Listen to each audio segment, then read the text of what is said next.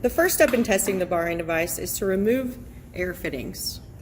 These fittings prevent airflow from flowing through the solenoids to the open atmosphere. If these are left on, you will not be able to notice if air is flowing past the solenoid valves. So remove these and place in FME bags.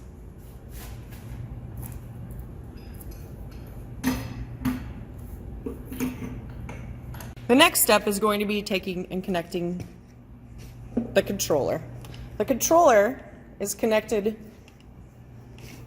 to a power box located on the back of the barring device.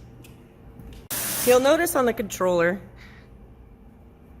that there are defined raised edges, allowing the plug to be inserted into the port in one direction.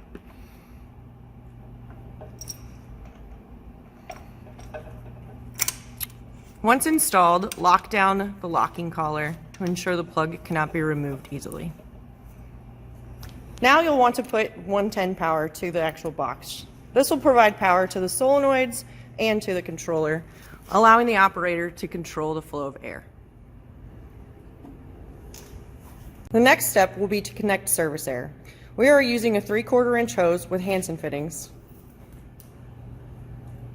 We've attached a whip restraint to ensure that the air hose does not become detached and uncontrollable.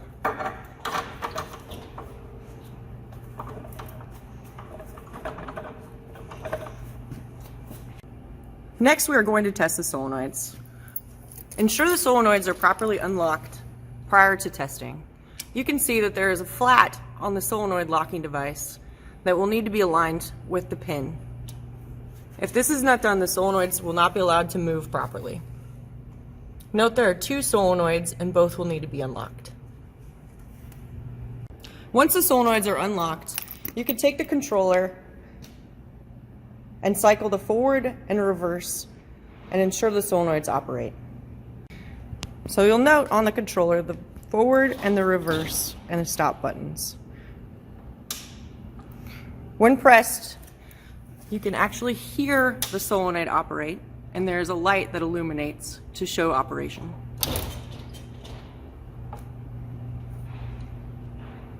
This indicates that the solenoids are working properly. Now we'll need to test that they can control flow. To do this, we will need to turn on the service air connection at the wall. This will provide airflow to the isolation valve at the unit. It is important that this isolation valve stays closed until you are ready to operate the device. We have air pressure to the valves and we'll be unisolating. Once we unisolate, the solenoids should engage and stop flow. You'll notice that the locking devices have extended and there's no airflow out of the ports. This is what you want. Hearing protection will be required for the next portion, as we will be operating the solenoids and there will be a free flow of air through the solenoid valves. To test the solenoids, we will be pushing the forward and reverse button on the controller. You will hear a large, loud sound indicating airflow. We have successfully tested the barring device and know that it will work once in the field.